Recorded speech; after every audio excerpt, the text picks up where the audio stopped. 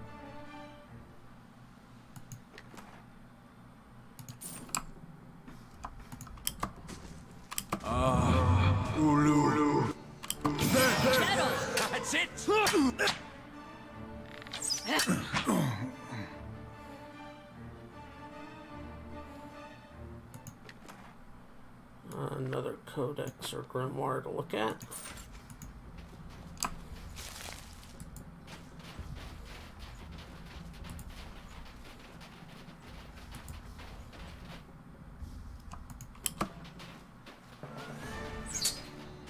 My archer's got better weapons than your archer. Better everything.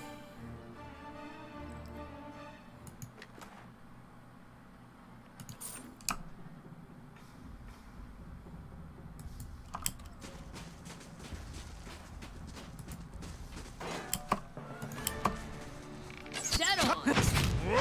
2 soldiers.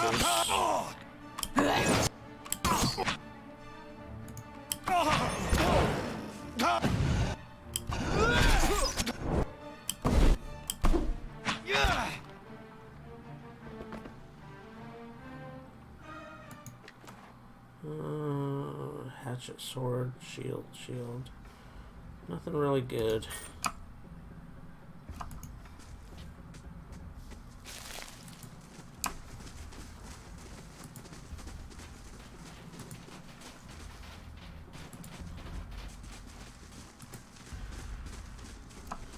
Okay, so have I worked my way around? I have.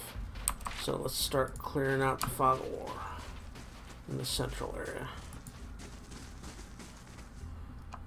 Iron Flail Gunner. The soldiers watch you warily as you approach. Once you're within speaking distance, one of them gestures with his pistol. That's far enough. What are you doing here? You lost? I'm here to speak with the commander. The commander's not receiving any more visitors. He looks you over, frowning. Did Stalwart send you? Yes, honest. Here for your delegates, the commander has them in a cell.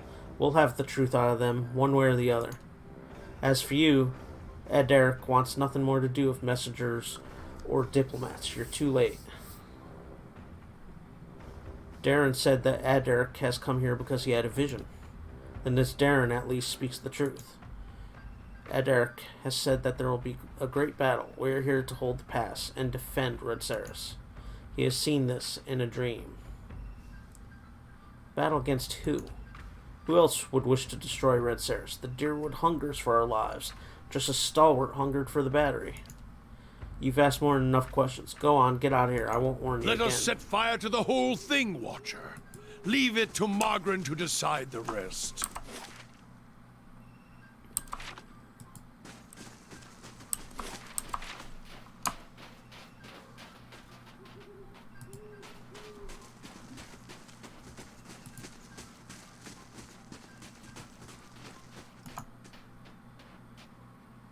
These logs seem recently cut, and from their size, they once numbered amongst the older trees surrounding the pass.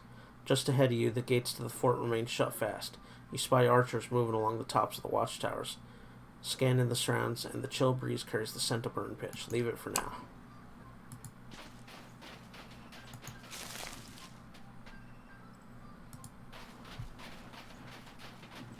Can't get past the pit of spikes, obviously.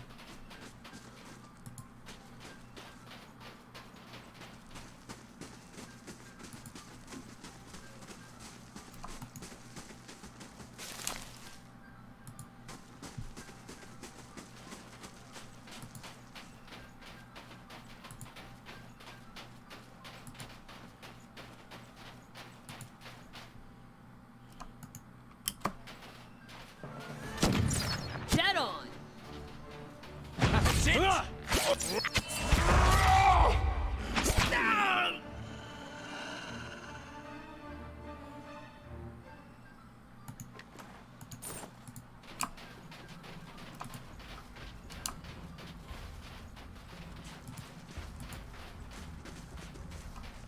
Okay, so it looks like I might be able to get in that way. Observing it from below, you notice that the watchtower at the side gate appears to be unmanned. You find no hostile faces peering over the fence either. The roof of the tower crosses over the fort walls. Climbing it may provide a means of getting inside. At this hour of night, with the chill rolling in, most of the noise within the camp is concentrated by the campfires. A discreet individual could take the opportunity to climb over and open the gate without raising the alarm. Let's leave for now. Save our game in case it goes woefully wrong. I'm gonna go get another beer, so while that's saving, I'm going to be right back. I'll see what I can find.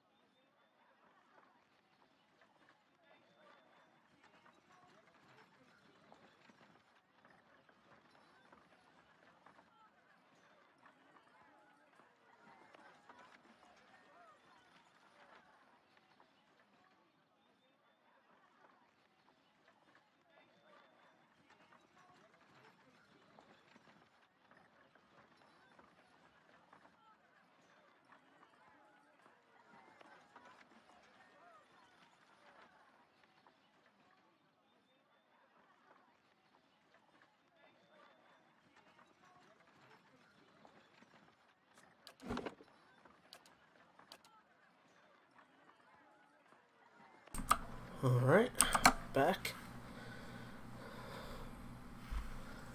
Okay, so let's look.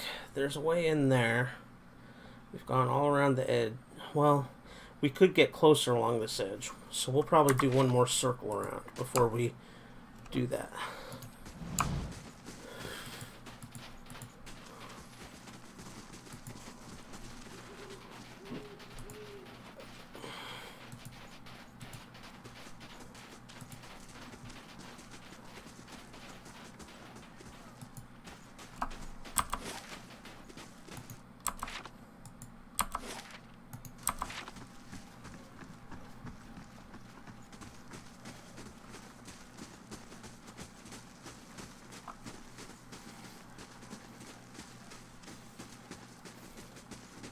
Let's follow closer along the barricade on this side, because we didn't last time.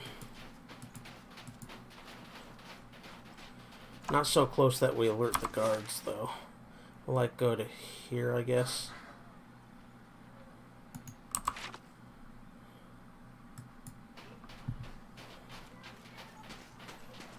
Let's save again, just in case I accidentally get too close to that guard post and they aggro. I want to try and get a chance to talk to the commander and talk him around, rather than just wiping the place out, which I will do if necessary.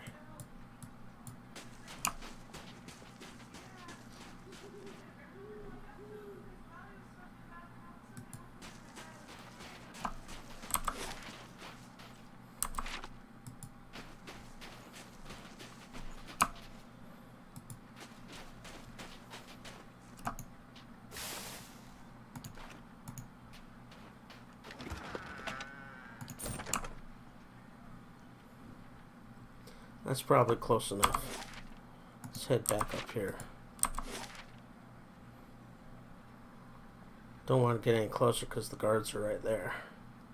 So we're going to circle back around. We're going to go up this way.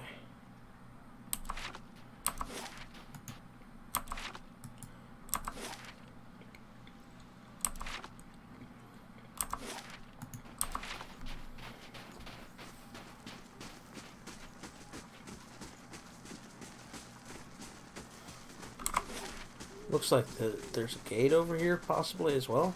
Yeah, west gate.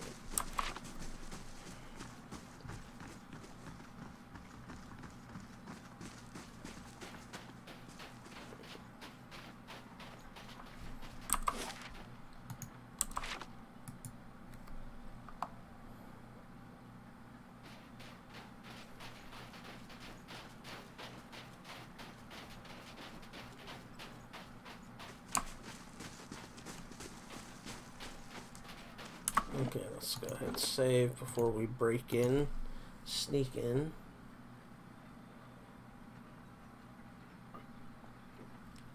Let's see which characters might be best suited to do a discreet job. Dex 14, 11, 9, 9. Dex 18. 14. Her perception is 17. So I guess Aloth is the best. Okay. At this hour of the night, okay. Examine the gate. The gate appears to be heavily reinforced. Through the few narrow gaps in the outer wall, you can see supports set against the inside.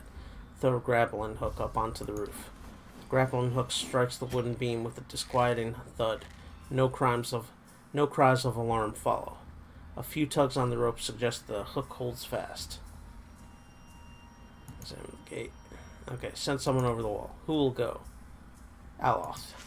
Aloth grips the rope and begins to climb, clambering up and into the watchtower. Soon, Aloth is maneuvering down the other side of the wall, inside the fort. From there, Aloth can see the camp, shrouded in the evening's gloom, and the guard, posted some short distance away. The man is snoring fast asleep. Aloth creeps forward to unbar the gate. But Aloth's footsteps are loud against the quiet of the night, and after a scant few seconds, the guard jerks awake. Aloth rushes to unbar the gate as the guard shouts for reinforcements.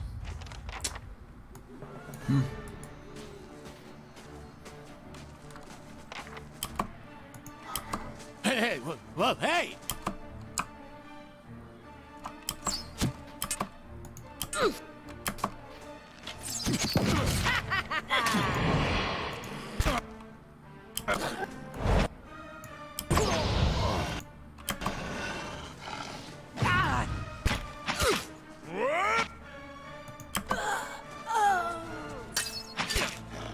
So I guess we're just gonna wipe this entire place out. Oh well.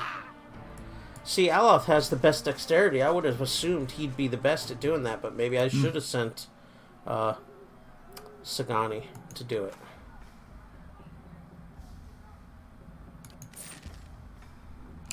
Oh well, damage is done now. And what does the flame reveal? Let's try and sneak in, though. Minimize the amount of action.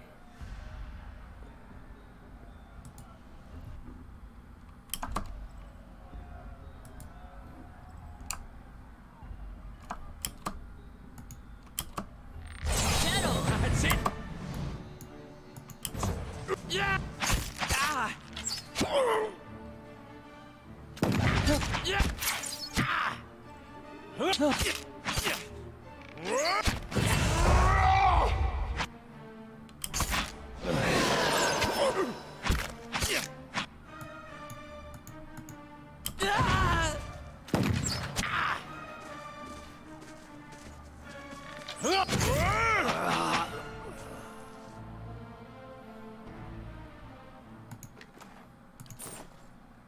Light, flame, and sound.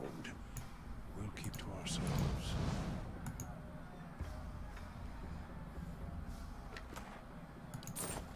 Right.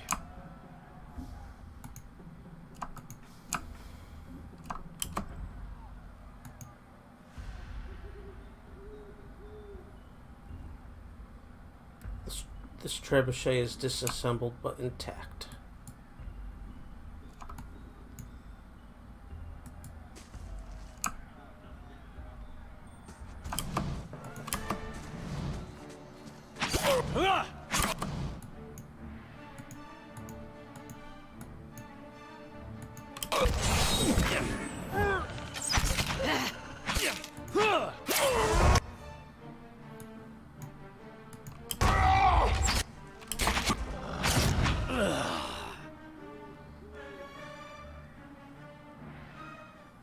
Margaren's fire casts light in dark places.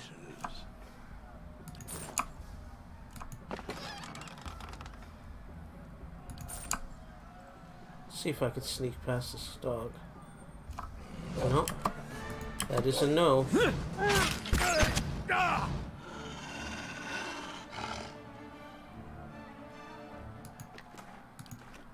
Sure. Laying low.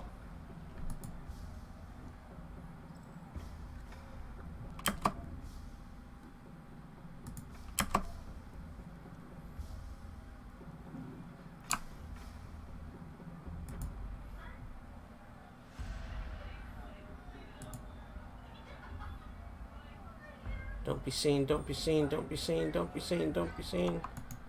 Inside. Wait. This isn't inside. A peek under the tarp reveals barrels marked as powder stores. Oh, well, it did take us inside, but it took us below. We gotta get to the pavilion.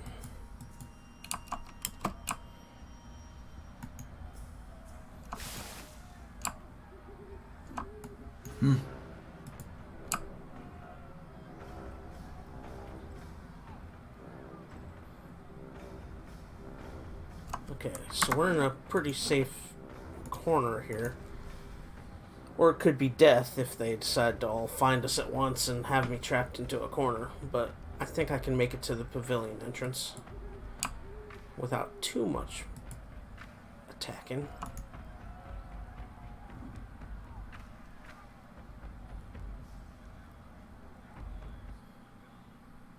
Made it.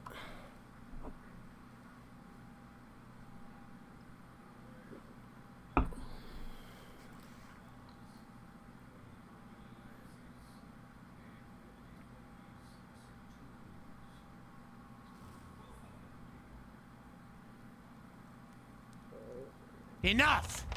I've had my fill of... What's this?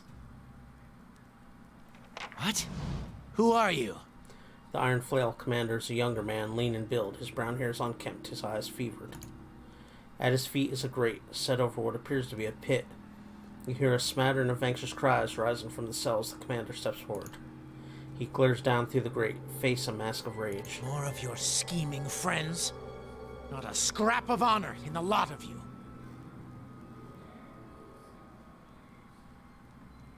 You must be the commander. Yes, and you're the one who's been skulking around my camp. Adric's words die in his throat, his expression frozen mid-snarl.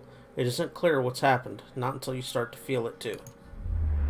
Unbidden, your senses drift, as if you had reached out towards a source of essence. You feel an ache in your chest, an almost painful sensation of being pulled forward.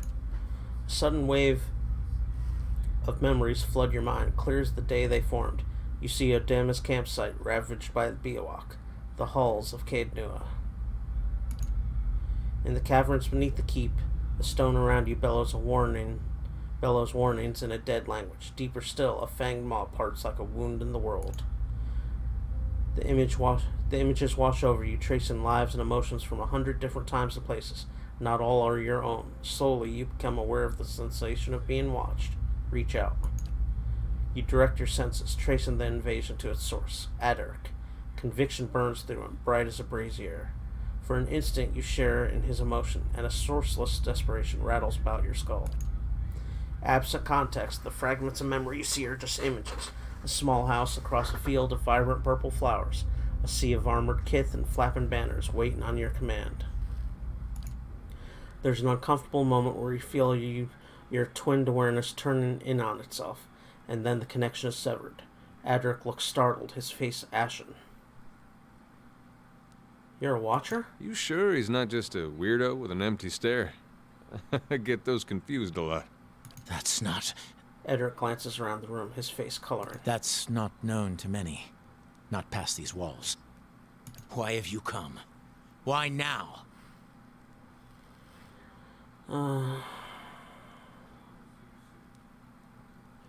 What did these people do to make you throw them in a pit? Stalwart sent delegates to discuss terms of peace.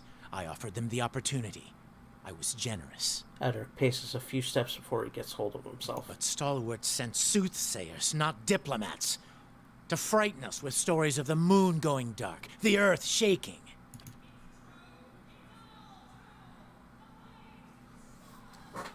Huh.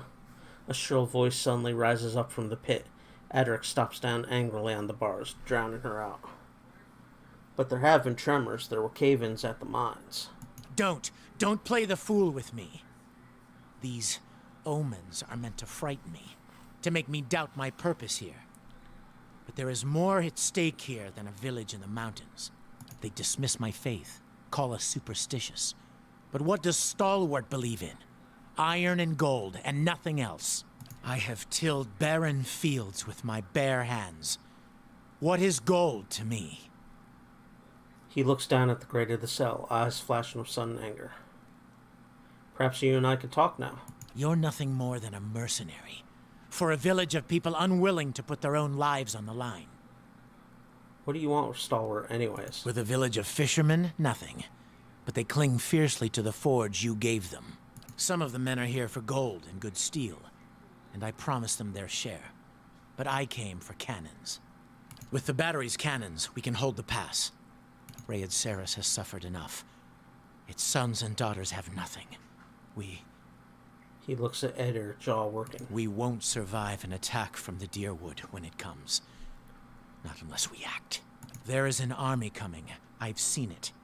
Pouring down from the mountain. It will crush Stalwart and come for Rayed Saris. Ederic's gaze is distant. The Iron Flail will be the wall that safeguards my homeland from the worst these fire worshippers can bring to bear.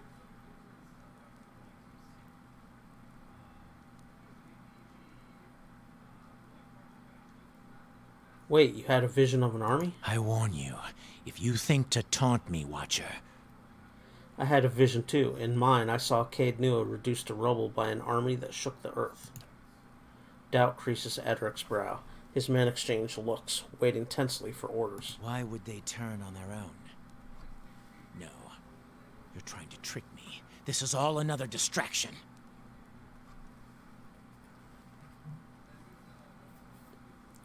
I remember thunder and 100 eyes gazing back at me. Any of that sound familiar? The thunder followed me to the temple at Dawn's Reach, and the earth split beneath our feet. Edric swallows and looks unsure. You read my soul. What did that tell you? I thought the Iron Flail might be the army in my own vision. Perhaps we both made a mistake, Rational. Why should I believe any of this? You would say anything at all to protect Stalwart.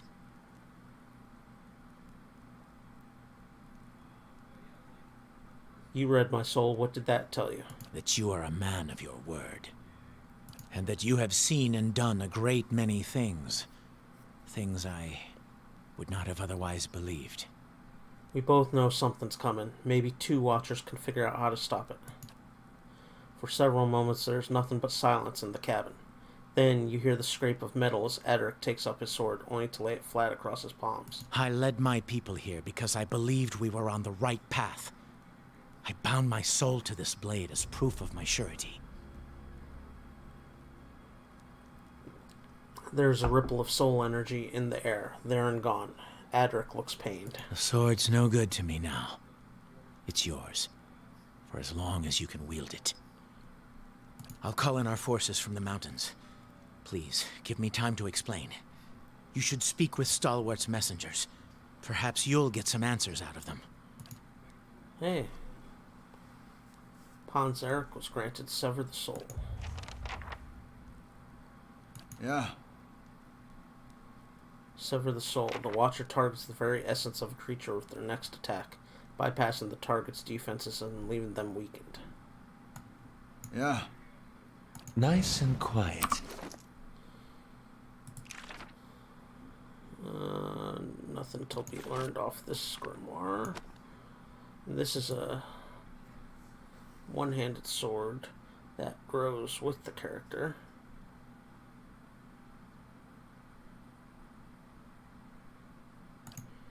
But not going to use it because you can't enchant the binded weapons with Durgan Steel, and Durgan Steel is just too damn good.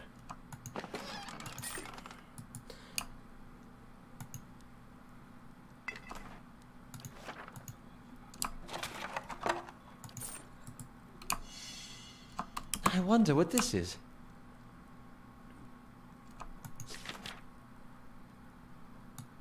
Of deflection 9.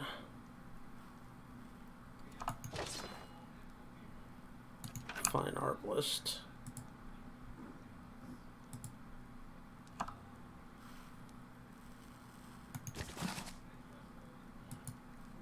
Berethian scripture.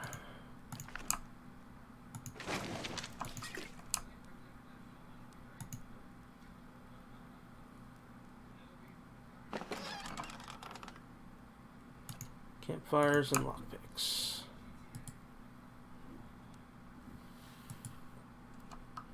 Okay, let's save our game before we talk to these people.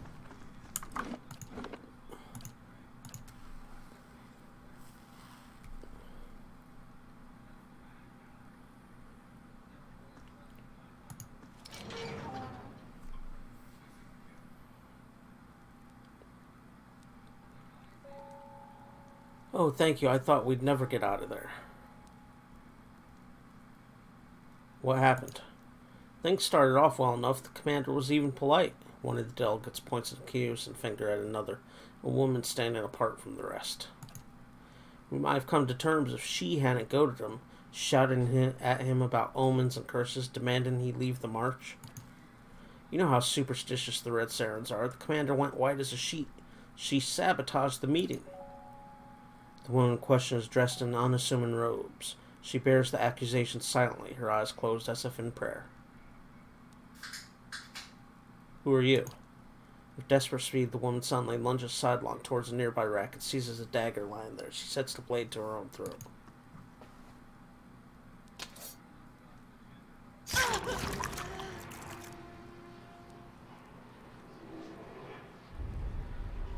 Unseen to all but yourself, the dying woman's soul essence coils in thin wisps about her body. It only grows brighter as her corpse stills. The remaining delegates stare in horror at her pooling blood. Maneha kneels by the dying woman and inspects her robes. She examines the crescent medallion hanging around the woman's neck. What just happened? Damn it, now we'll never get an answer out of her. Read the woman's soul. You reach out and brace against the sudden flare of pain and fear, digging after less recent events. There's a copper taste in your mouth and a pain like fire in your throat. Under the brute terror of death, you find a comforting thread of resolve, of satisfaction and duty fulfilled. You follow it. It leads you stumbling into another memory, as whole and vivid as the first. You walk the dark halls of an abbey, dimly lit and quiet. Your footsteps loud, a blur, and you are standing in a dimly lit room facing a robed Amua. You recognize him as Keoda, the High Abbot. He beckons you forward. Examine your surroundings. You are in a wide, rounded chamber. The tile beneath your feet are covered in strange, curling symbols. You recognize them as symbols of Andra, goddess of sea and memory. The memory blurs. When your sight is clear, you are standing in front of Keoda, and he is smiling gently down on you. Drive the Raid Sarens from these mountains, and you may yet spare many lives. The Tidebringer will be here in a week's time. Should you be delayed in your travels, report to him as you would to me. He will enter the reliquary and call off the army of Ilis in my stead. If you are caught, sister, you know what you must do. I will pray for your return, but we will take comfort in the knowledge that you have joined the rest of Andra's favored in her keeping. The words jar you loose from the memory, flinging you back into the moment of the woman's death, and then into your own skin. But traces of her memory join yours. You know the path to the abbey to which she was to return, buried in the mountains to the north. Is the name Ilis familiar to anyone? The Ilis, they're a figure of speech for when you can't remember something. You say, must be the Ilis took it from me. Yes, but there's a story to it. They're supposed to do the bidding of the Lady of Lament. Andra points, and they come, out of nowhere, wipe things from the face of the world. That's why whenever something up and goes missing or gets destroyed with no one there to see it, you're supposed to thank Andra that the Ilis didn't come for you too. Do you know a Keoda? Keoda? Oh yes, he came through town some time back. Stopped by at the temple in Stalwart. This was just after the town decided to rededicate it to Abaddon. He didn't seem too pleased about it. He was dressed like a priest. Maybe he took offense. Amawa. He's an Amawa like you, and very polite, considering he's apparently the leader of some fanatical sect. I think it's clear we haven't been the best judges of character recently. Do any of you know what a Tidebringer is? Tidebringer? That's something they used to talk about at the Temple of Andra, I think. It's a person, a title, I mean, tends to be used in the more devout circles. What about the Ilis? Have you heard of them? Oh, yeah. Do you know anything about an abbey to the north? I've heard of something like that, an Andrite stronghold. Not the kind of place that welcomes visitors. Manea's eyes widened. That sounds like the Abbey of the Fallen Moon. Is that where she came from? The delegate points to the dead woman.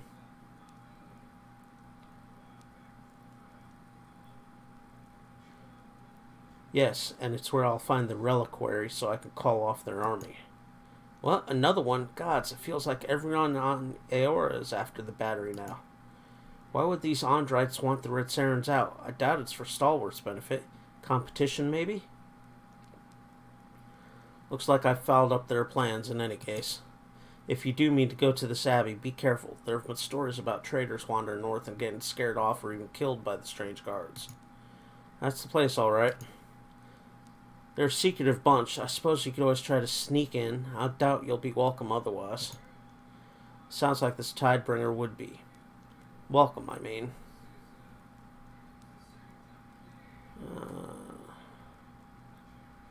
I'll get in without getting spotted. I hope so. I imagine the abbey is heavily guarded.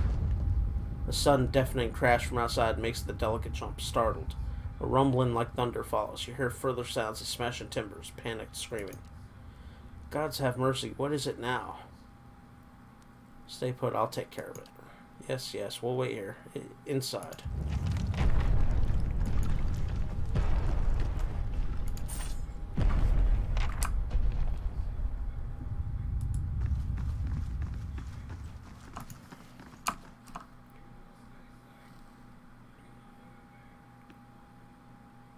What this is.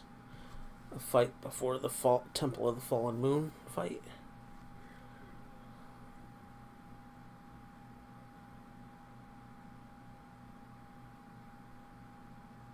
Oh shit, I hope it's not Durgan's battery's cannon killing the Red Sarens. Oh shit. Survive the ambush. Perhaps they haven't seen... Perhaps they haven't seen us yet.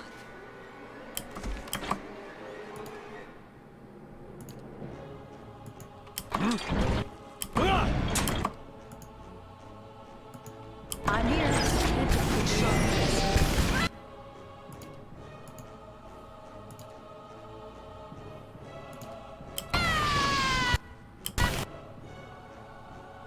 Already one of them's down.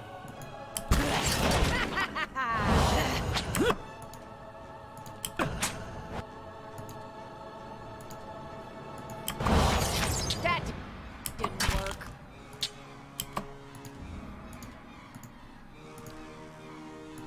Hey.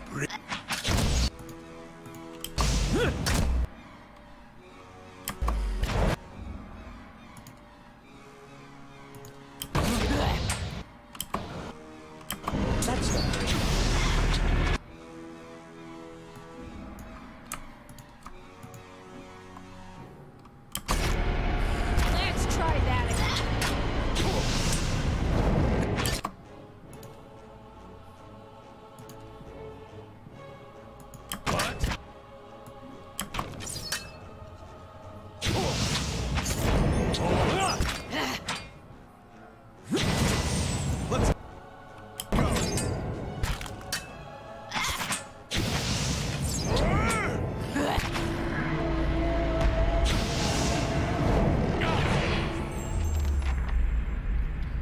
As the last mage folk falls, a tide of essence sweeps through the ether. It washes over you, and you find yourself in the memories of the Eyeless. The hulking creatures surround you, their sinew-wrapped skeletons clanking and screeching in the semi-darkness. Their bodies fill the air with the tang of metal and the musk of sweat. The cavern in which you stand, it looks like a cavern anyway, glows with a dim, ambient light. Steel flashes as the Eyeless shift and stir. They stamp their feet and groan in rasping metallic voices. Their restless energy prickles at the back of your neck. And in the echo and rumble you hear something familiar. It's the pounding noise from your dream, the harbinger of a terrible army. You begin to wonder how many Eyeless are crowded around you. You suspect there must be scores of them, maybe more. It's difficult to tell how far back this chamber goes, or where it is. Ahead you see a glint of light. It might be an exit. Already, however, the vision is starting to fade. Explore further into the chamber. You push past the lumber and Eyeless and cling to the wilting shreds of the vision. The cavern broadens before you. It swells with echoes until you hear the growling, grinding sounds of the Eyeless all around. You pull yourself onto a glowing crystalline outcropping and survey the expanse of blunt heads and piston arms. There aren't scores of them. There are hundreds. The vision ends, returning you to the frozen and blood-churned mud of the fort.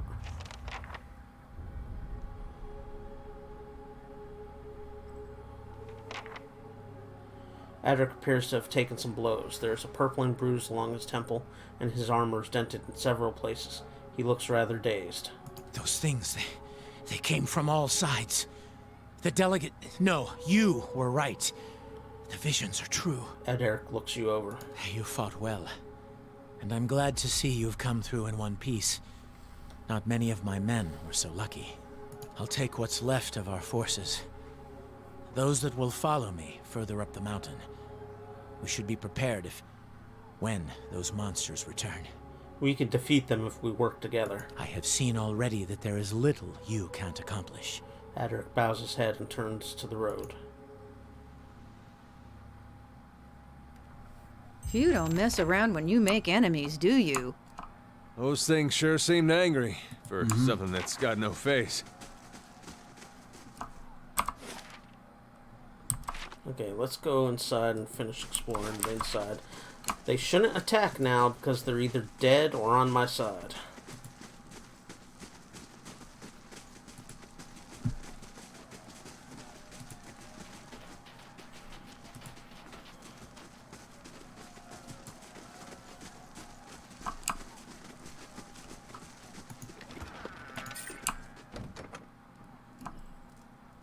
I guess we should be flattered that someone sent those things after us. But I would have preferred a card. She wipes a slick of gore from her neck, sniffs at her blood-streaked hand, and shrugs. I'd heard rumors of the Eyeless, but I always thought that name was a metaphor. Though I would have called them Mace Hands of Doom, if anyone had asked me. Nod non-committally. So this is the mysterious army you've been dreaming about, huh? It's a wonder you're getting any sleep. That's why we're going to the Abbey, to stop them. I'm regretting all of my decision-making up to this point. Still, I guess a suicidal plan is better than none. Rational. I thought you'd be happy. You've been looking for the Abbey a long time. I know, it's just... She grumbles with exasperation. Well, knowing that I'm finally close to getting rid of this memory, it feels like it's crowding my head that much more. She paces and locks her fingers into her hair. It's been with me for decades.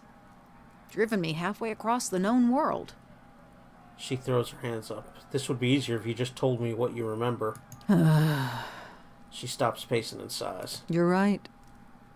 Take your time. Or no, listen. It was a war. Centuries ago, before Adiran unification. She folds her hands in front of herself. I was a soldier then. Led a campaign across the northern forests to subdue some of the outlying Kulklan villages. Brutal work. Go on. Lost a third of my forces to the forest, and another third to the elven scouts hiding in it. By the time we reached the first village, we'd crushed their defenses, and they'd bled us. She shakes her head. Wasn't much more than children and the elderly left. But they spit on us when we marched into town. The scowl twists her face. Her eyes are cold. The village elders surrendered, and offered us lodging in the old meeting hall. And when the sun set, they tried to burn it down around us. She closes her eyes. They barely got a flame going, but that wasn't the point. You had to make an example of them. In their defiance, I saw months more of pointless, bloody battle as we fought for the rest of the region. I had to break them. And I had to send a message to the rest of the villages. Her hands shake as she raises them to cover her face. So I nailed every last one of them to the trees around the town and left them there to die. You've been a mercenary and a pirate in this life. Is that really so different? I've done my share of fighting these 40-odd years. But I've never drawn my blade just to watch someone bleed. And I've never drawn it on someone who didn't have his own in hand. I've got no reason to hold on. What happened then? I never remembered more. She shrugs. Eventually, Adir and Kulklin united. The gentlefolk forgave each other for what they'd done to each other's people. You killed those villagers to prevent more fighting. That's what I kept telling the troops. She's quiet for a long time before she speaks again. But if I'm honest, I was angry. I wanted to see pain. and I wanted to be the one holding a blade. You'll be rid of this soon. Anyway, we should get going. She shoulders her pack, and you catch a glimpse of something unusual in a thick roll of cloth bound by leather. What's that? Something I've been saving for better days. She tucks it away. Let's go.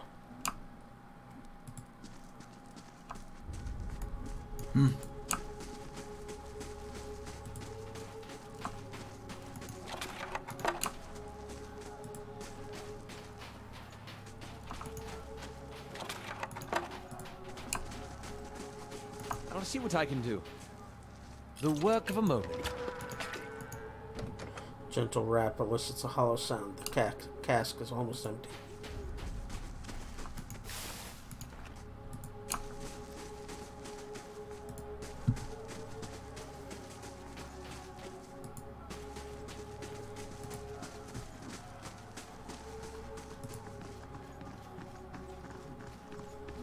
Okay, let's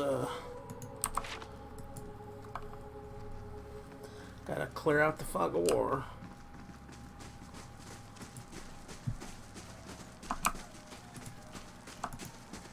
Hot pitch rolls ominously within this deep cauldron. Let her home.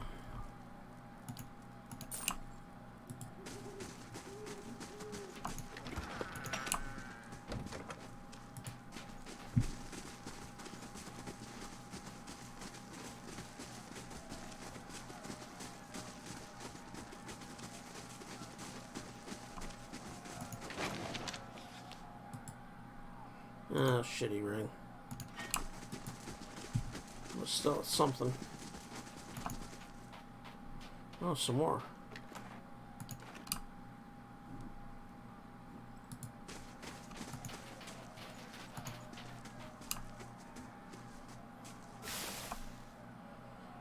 A puppy! Yeah, alright.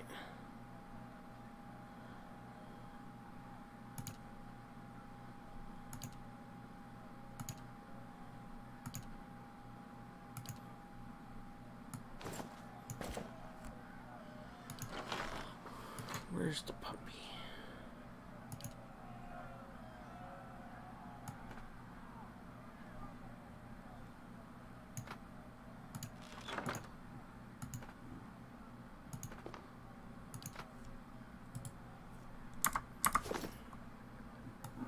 Yeah.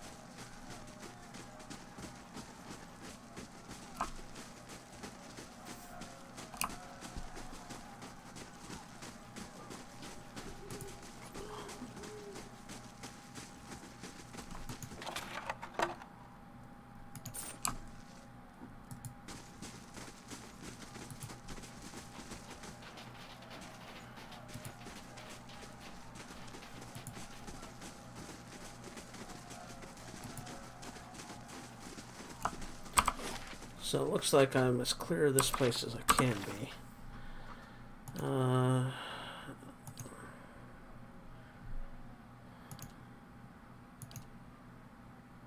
Okay, so 3 quests all about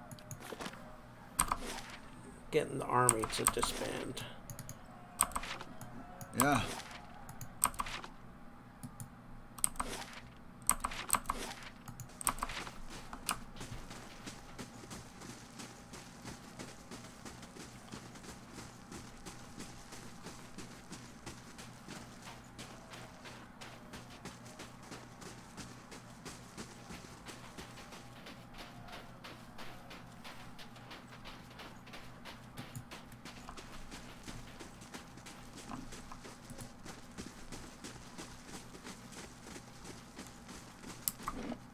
Let's go ahead and save our game.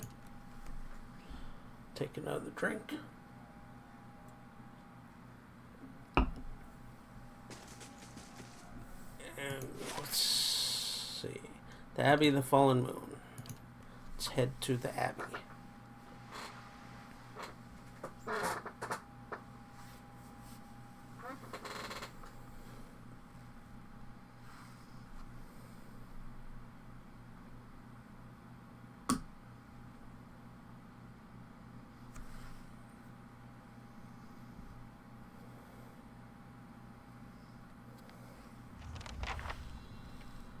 Infiltrate the Abbey of the Fallen Moon.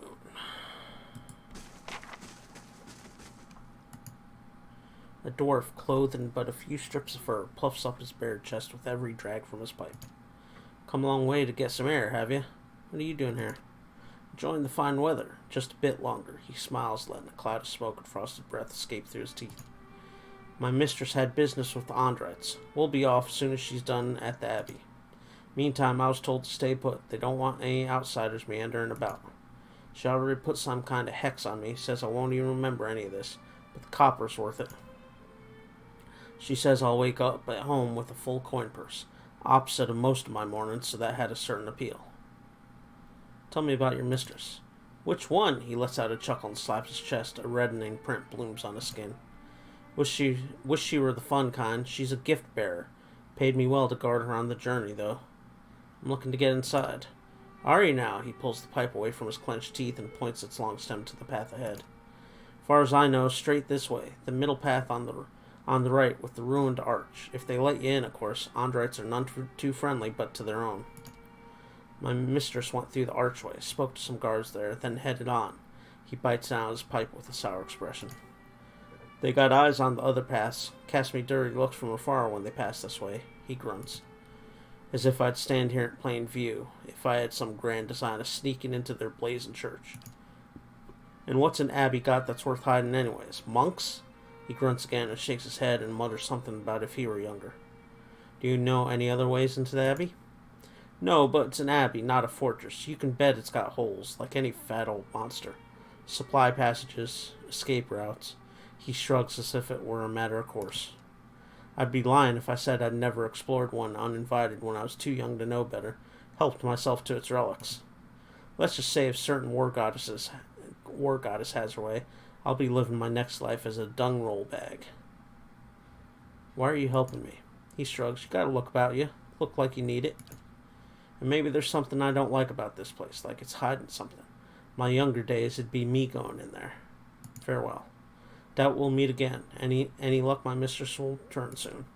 Hope you find what you're looking for. Okay, so do we go up or do we go right?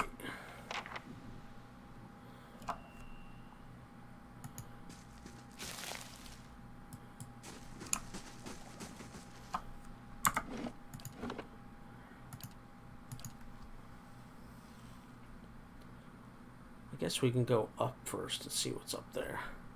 Let's also see the size of the map. It's pretty big. It's a decent size. Hard to imagine a whole sect living out here. But I guess that's the point. Find the salt well. Even our visitor is to be turned away. Hold, who's there? I was just looking for the way out. You're trespassing here. Okay, so I need to...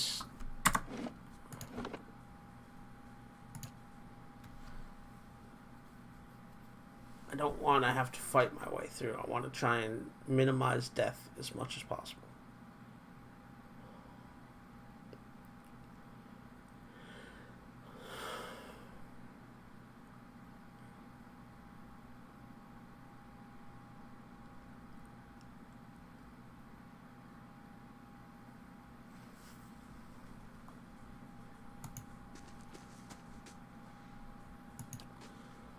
Right. Okay, let's try the right-hand path. See where that leads us.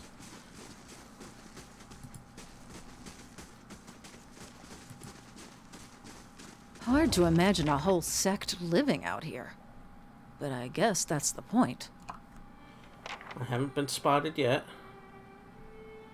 Grieving Mother returns to the stronghold of money and items. Spoils await in the Great Hall.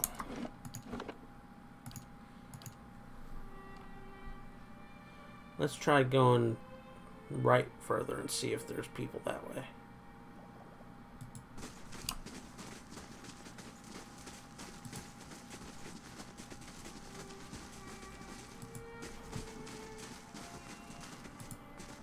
I should not have peered over the edge. I could see no bottom. Cato's waiting for me. I am the Tidebringer. Guard's eyes narrow. How can I be sure? We are in the final days of the Mequin's Tide, a time of transition for our church. My presence is no accident. The guard relaxes and appears relieved. Forgive my caution. We were told to expect you. The High Abbot awaits you inside. Ha! Perhaps if you pray, the...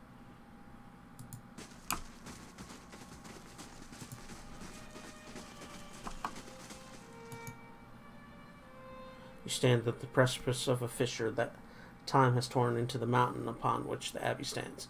Whistling wind calls out from the depths of the crevice. Mournful wails hinting at the great descent from the edge into the dark and lonely spaces below. Encased in centuries of rime, a gargantuan skeletal hand hangs awkwardly above the gap. Its fingers are splayed in a pained pose. Ice preserved the circumstances of the victim's death long after the flesh rotted away. With only the ominous moaning of the crevice to disturb your thinking, you consider your options. Inspect the area. Considering the span of the gap and the position of the skeletal hand, you believe a well-placed grappling hook would allow you to reach the other side. Though position the hook may be tricky, the winds are not so strong that they would endanger attempts to cross. Let's leave for now. I don't want to do that quite yet. I want to finish exploring.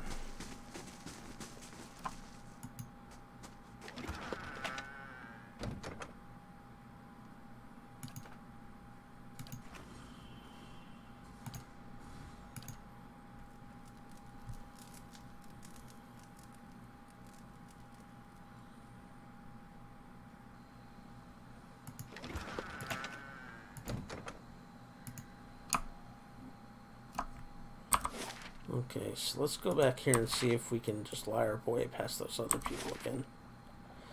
I want to finish exploring before I go jump in the gap, so to speak.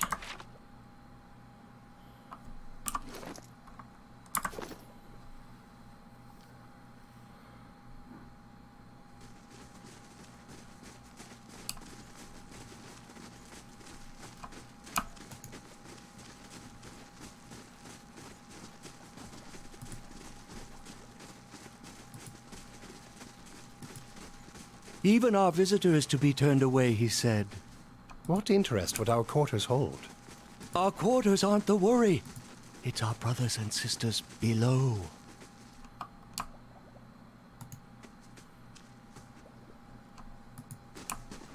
Okay, so they all think I'm the Tidebringer now.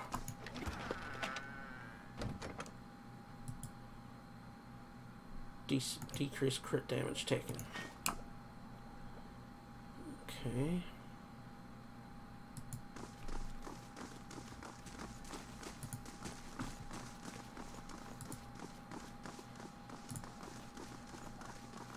You look pale, sister. Find someone to take your place. I'll stand watch. I'd hoped I was over this illness, but clearly not. I shall take your advice. I'll see what I can do. The work of a moment.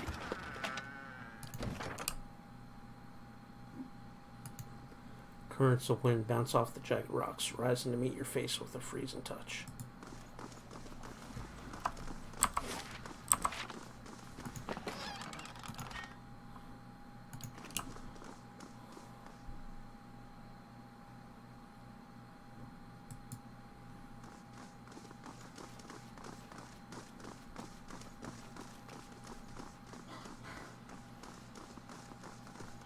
They're not going to be happy when they know I'm not the Tidebringer, are they?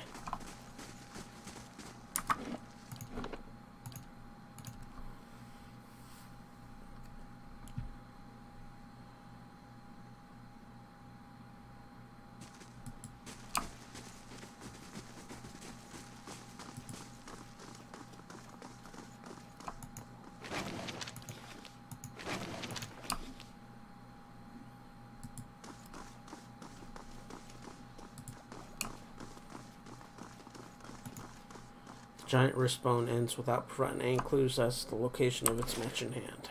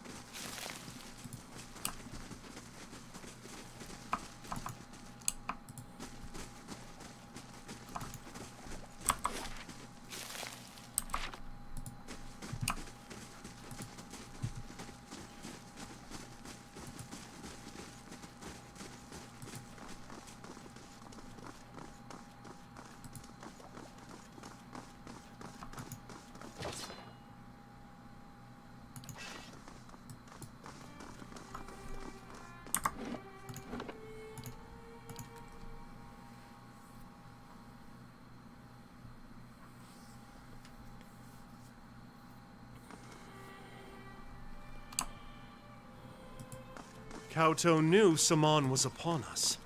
The Tidebringer. It's been so long. My soul is ready, brother. Saw they let you through. You must be our visitor. Something familiar The High Abbot about awaits this you inside. place. Straight back. It reeks of divine meddling. I'll have it in no time. The work of a moment. Grimoire. Pistol. Ah, get to learn Ninagoth's Shadow Flame.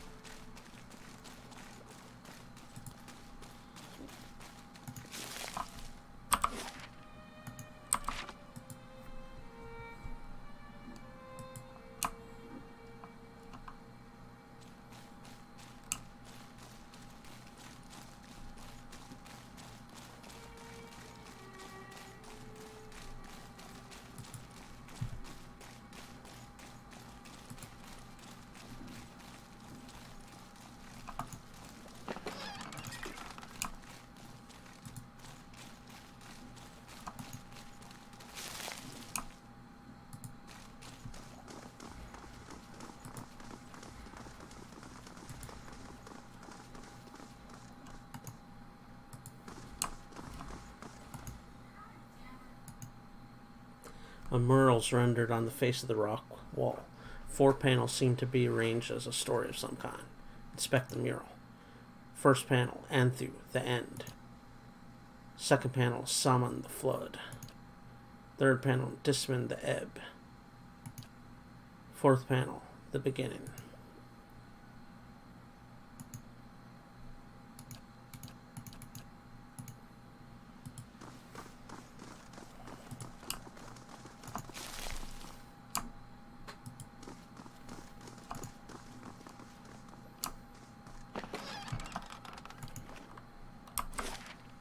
Okay, so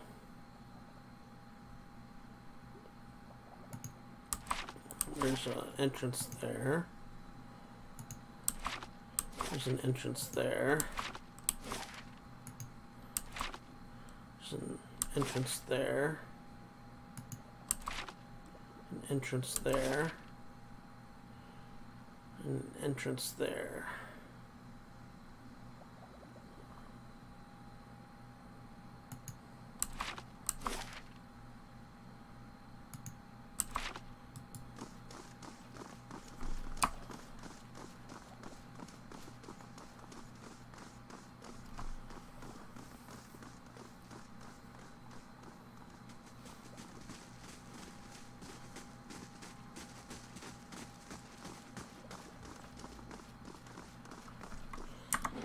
I think I am going to call it a stream there. I may play more later tonight.